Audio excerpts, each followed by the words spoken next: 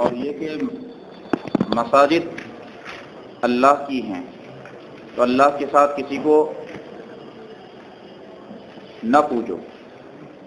یہ دعا یدعو کبھی دعا کے معنی میں آتا ہے، کبھی پوجنے کے معنی میں. اللہ کے ساتھ کسی کی عبادت نہ کرو. مساجد کیا ہے؟ مساجد ایک قول یہ ہے کہ یہ مسجد کی جمع ہے، اور مسجد کا معنی ہے سجود، سجدہ کرنے کو مسجد کہتے ہیں. مطلب ہے کہ مساجد معنی سجدے اللہ ہی کے لیے، اللہ کے لیے.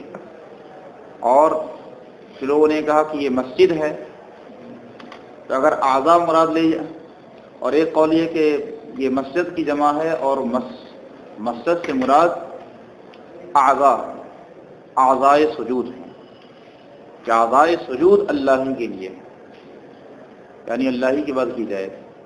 حضور اکرم صلی اللہ علیہ وسلم کی حدیث ہے امرت ان اسجد علی سبعۃ اعظم، مجھے حکم دیا گیا کہ میں 7 ہڈیوں پہ سجدہ کروں اللہ تعالیٰ کی. الجبہہ والانف والیدان والرکبتان والقدمان، یہ ہے نا، یہ 7 ہڈیاں ہیں جس پہ انسان سجدہ کرتا ہے. اور یہ کہ یہ مسجد اس میں ظرف ہو سجدے کی جگہ تو یہ خلاف قیاس ہے، کیونکہ سجدہ یسجد سے اس کا جو ظرف ہے وہ مسجد آنا چاہیے، نہ کہ مسجد ہوتا باب ضرب سے ہوتا تب، لیکن یہ خلاف قیاس اس کا اس میں ظرف بھی آتا ہے. اور یہ کہ مساجد اللہ کے لیے. اور دوسرا یہ کہ جناتوں کی ایک جماعت آئی سرکار کی بارگاہ میں، اور اس نے کہا کہ ہم تو آپ لوگوں سے دور رہتے ہیں، تو کیسے ہم آپ لوگوں کے ساتھ عبادت کر سکیں، کیسے مسجد میں آئیں. انہوں نے پوچھا ہم تو دور میں رہتے ہیں، کیسے عبادت کریں آپ کے ساتھ. تو یہ آیت کریمہ اتری اور کہا کہ پوری روئے زمین اللہ کی مسجد ہے، پوری زمین کو مسجد بنا دیا گیا، جہاں چاہو تم عبادت کرو. لأن المساجد کلھا للہ، سجدے کی تمام جگہیں اللہ کی ہیں.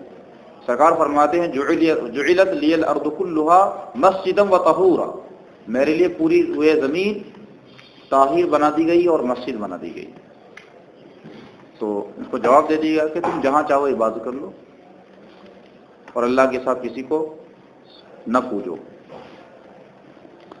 اور یہ ان المساجد یہ جملۃ الموحى سے، یعنی اوحی الیہ، من جملۃ الموحى، یعنی جو چیزیں وحی کی گئی ہے من جملہ اس میں سے یہ بھی ہے کہ مساجد اللہ کے لیے. تو یہ نائب فاعل بن جائے گا اوحی کا.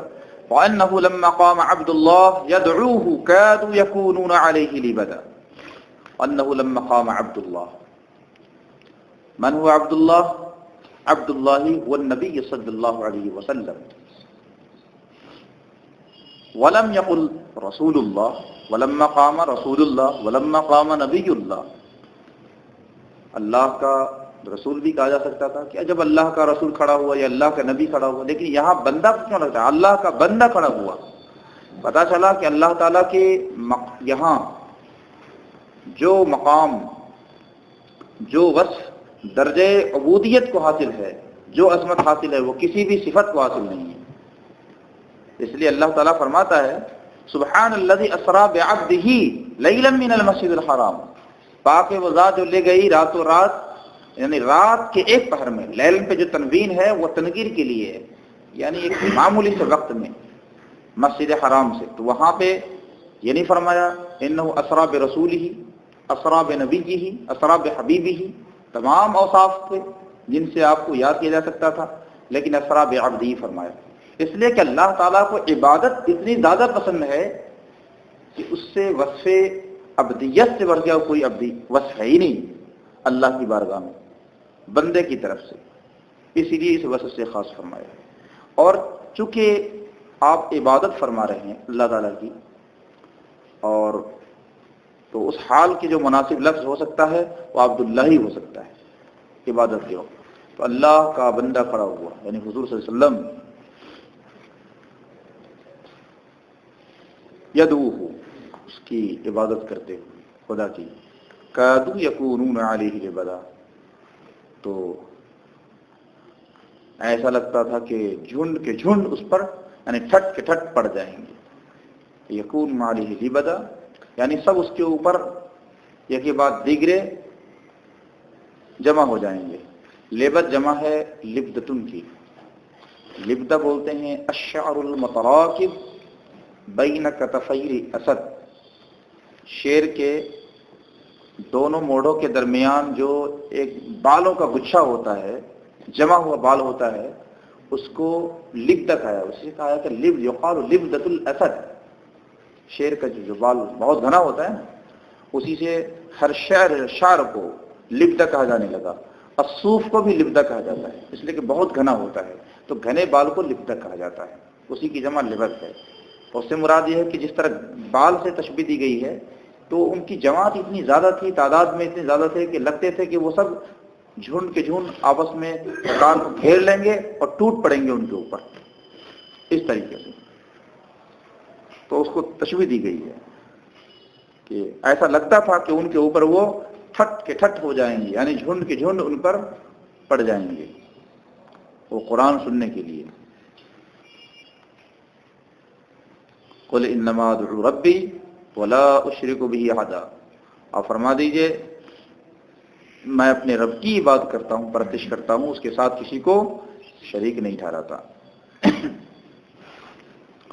قل انی لا املک لکم ضرا ولا رشدا، آپ فرما دیجئے بے شک میں تمہارے لیے میں تمہارے کسی نہ ضرر کا مالک ہوں اور نہ کسی رشد کا.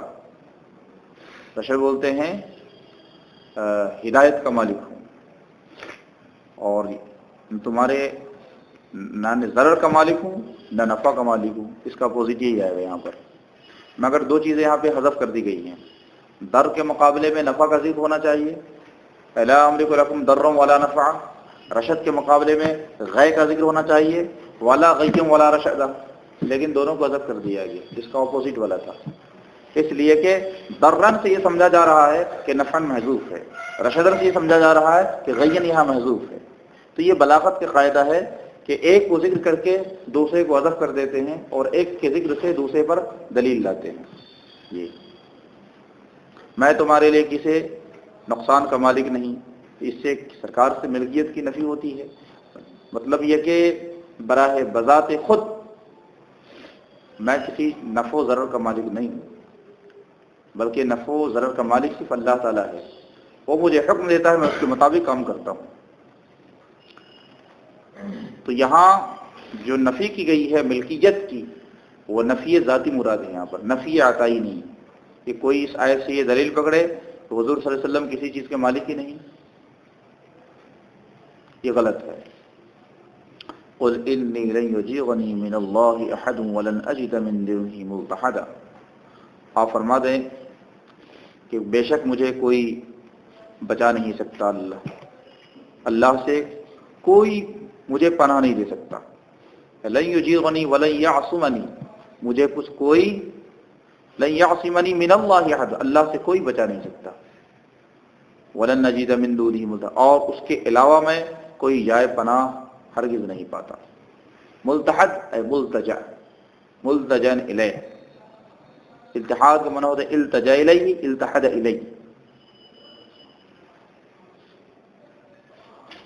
الا بلاغا من اللہ ورسالاتہ، یہاں پر لا املک محذوف ہے، اے لا املک لکم ضرا ولا رشدا الا بلاغا من اللہ ورسالاتہ، میں کسی کا مالک نہیں ہوں سوائے اللہ کی طرف سے پیغام پہنچانے کے، اور اس سوائے پہنچانے کے اور اس کے پیغامات کے، یعنی پیغام رسانی کا میں مالک ہوں. مجھے اللہ تعالیٰ نے یہ کام دیا ہے.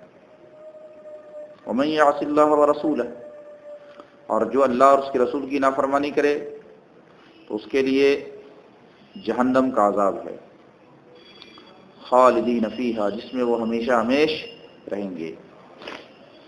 اب یہاں پر خالدین فرمایا اور اس کے بعد فرمایا فَإِنَّ لَهُ نَارَ جہنم، تو لہو میں واحد کا صیغہ ہے، اور یہاں خالدین جو حال واقع ہے یہ جمع کا صیغہ ہے.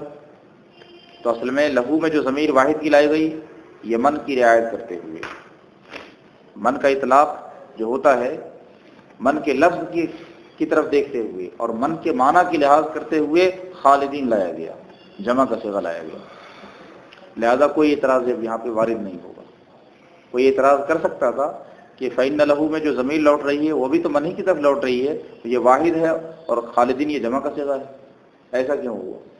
تو اس کا جواب یہ دے گا کہ وہ معنی کی طرف رعایت کا، معنی جمع ہے، وہ من لفظاً واحد ہے۔ حَتَّى إِذَا رَأَوْا مَا يُوعَدُونَ فَسَيَعْلَمُوا مَنْ أَضْعَفُ نَاصِرًا وَأَقَلُّ عَدَدًا، یہاں تک کہ جب وہ دیکھ لیں گے جس کا ان سے وعدہ کیا جاتا ہے تو جان لیں گے کہ کون، کس کا مددگار کمزور ہے اور کس کی تعداد کم ہے۔ قل ان ادری قریب ما توعدون ام یجعل له ربی امدا، آپ فرما دیجئے ان ندری میں نہیں جانتا، ان نافیہ ہے، میں نہیں جانتا، اقریب ما توعدون کہ آیا وہ قریب ہے جس کا تم سے وعدہ کیا جا رہا ہے، یا میرے رب نے اس کے لیے کوئی مدت مقرر فرمائی ہے۔ امد بولتے ہیں زمان کو، خواہ وہ طویل ہو یا بعید ہو، اس کے لیے امد کا اطلاق ہوتا ہے۔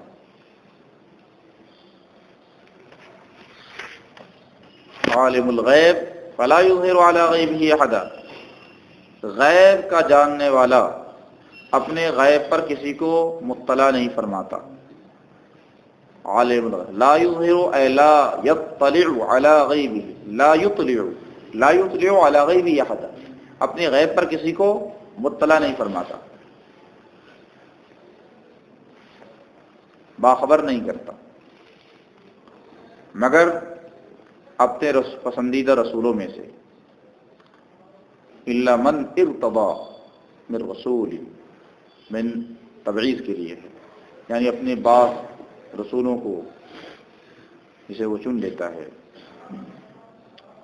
اسے غیب پر مطلع فرماتا ہے۔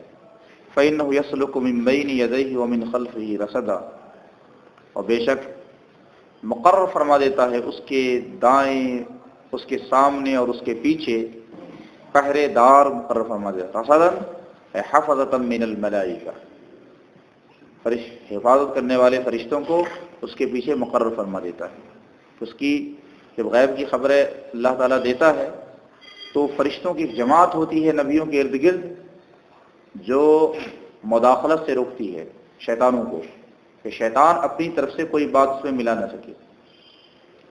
وحی والی بات میں شیطان اپنی طرف سے کوئی بات نہ ملائے، اس لیے فرشتوں کی جماعت کو لگایا جاتا ہے، کیونکہ اگر فرشتوں کی جماعت نہیں ہوئی تو شیطان بھی داخل ہو جائے گا اس کے اندر، وہ بھی اپنی باتیں کچھ ڈال دے گا اس کے اندر، اسی وجہ سے ان کو روک دیا جاتا ہے۔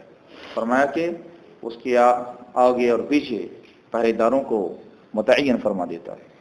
لِيَعْلَمَ أَنْ قَدْ أَبْلَغُوا رِسَالَاتِ رَبِّهِمْ، تاکہ وہ جان لے کہ انہوں نے اپنے رب کے پیغام کو پہنچا دیا ہے۔ وَأَحَاطَ بِمَا لَدَيْهِمْ وَأَحْصَىٰ كُلَّ شَيْءٍ عَدَدًا، اور اس نے احاطہ کر رکھا ہے اس کا جو ان کے پاس ہے۔ بِمَا لَدَيْهِمْ مِنَ الْعِلْمِ، ان کے پاس جو بھی علم ہے ان سب کا اس نے، یا جو بھی ان کے کام ہے، ما لدیہم من العلم والعمل واحصا کل شیء عددا، اور ہر چیز کو شمار کر رکھا ہے کہ اس کے دائرے احصاء سے، دائرے شمار سے کوئی چیز باہر نہیں۔